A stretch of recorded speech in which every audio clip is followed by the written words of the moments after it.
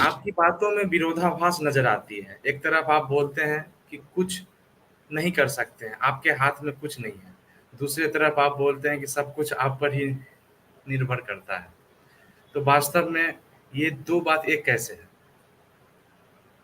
जब भी आप सत्य की तरफ जाते हैं, सत्य ठीक विपरीत को आत्मसात कर लेता है, तभी तो वो सत्य है।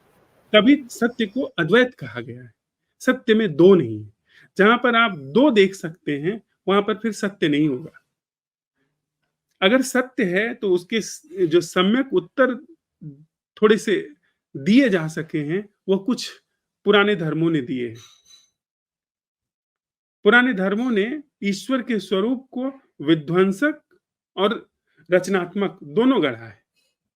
मतलब त्रिदेव में एक रचना के देव हैं और एक विनाश के देव हैं, पर तीनों देव ही हैं, तीनों आराध्य ही हैं।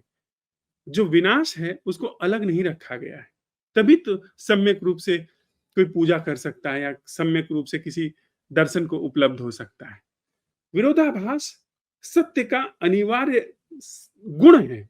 यद्यपि सभी विरोधाभास सच नहीं होते, लेकिन जब सच होगा वो ठीक विपरीत को अपने में शामिल किए रहेगा। शिव जो ठीक विपरीत को, देवता भी उनके साथ चलते हैं, वो बहुत सुंदर रूपक हैं। देवता भी उनके साथ चल रहे हैं और राक्षस पिशाच सब तरीके की चुड़ैलें, सब तरीके की डाकिनी पिशाचिनी हैं, वो सब भी उनके आसपास नाच रही हैं, खिलखिला रही हैं, मुंह चिढ़ा रही हैं। और एक तरफ उनके निकटतम में विष्णु भी हैं, ब्रह्मा भी हैं, इंद्र भी हैं, नारद जैसे ऋषि हैं। एक तरफ नाग है, दूसरी तरफ चंद्रमा है। विष गले में धारण किए हुए हैं, चंद्रमा को सिर पर धारण किए हुए हैं। सुंदर प्रतीक प्रस्तुत किया गया है। सत्य का अनिवार्य जो गुण है वो विरोधाभास है। अब थोड़ा प्रश्न को गहरे से समझते हैं।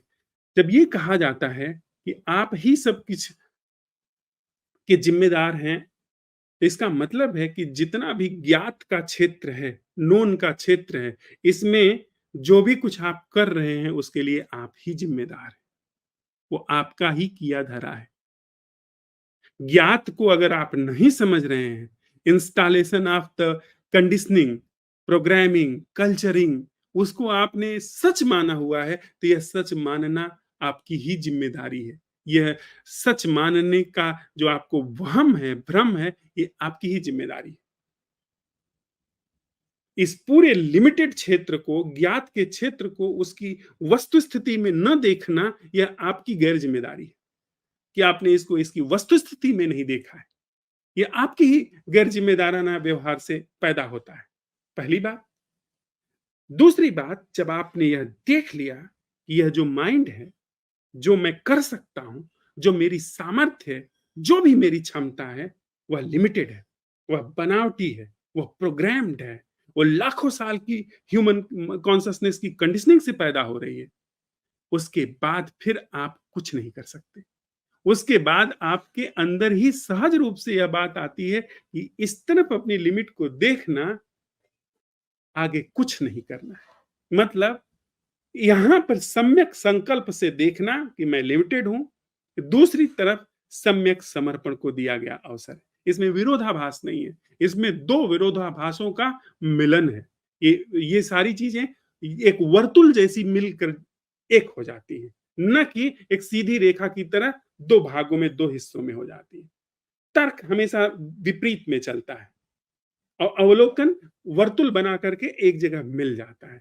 तो जहां पर मिलाप होता है, वहां पर आप कह सकते हैं कि ये इधर विरोधाभास, ये इसका विपरीत है और ये इसका विपरीत है। दोनों एक दूसरे के विपरीत है। पर अगर दूसरी नजर से देखें, दोनों विपरीत अब विपरीत नहीं रहे, वो एक ही घटना हो गए।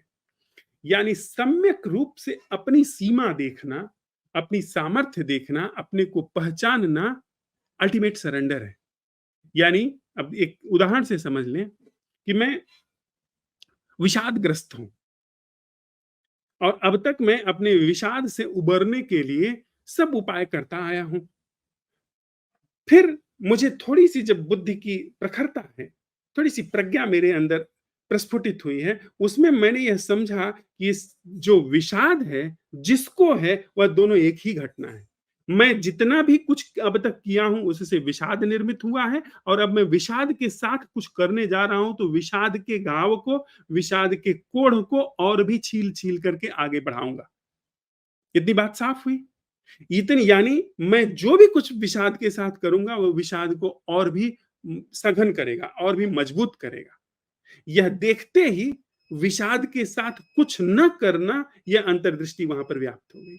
यानी अब मेरा जीवन जो है जैसा है उसके साथ मेरे तय कुछ नहीं हो रहा है, मेरे तय बस मेरे हिसाब से मेरी जगह से फिस बस वहां पर जो भी चीज है विषाद के रूप में उसका सम्यक अवलोकन है, उसकी उपस्थिति। क्या यह बात साफ हो पाई? जी, स्पष्ट। साधु। थोड़ी देर के लिए साथ बैठते हैं हम लोग।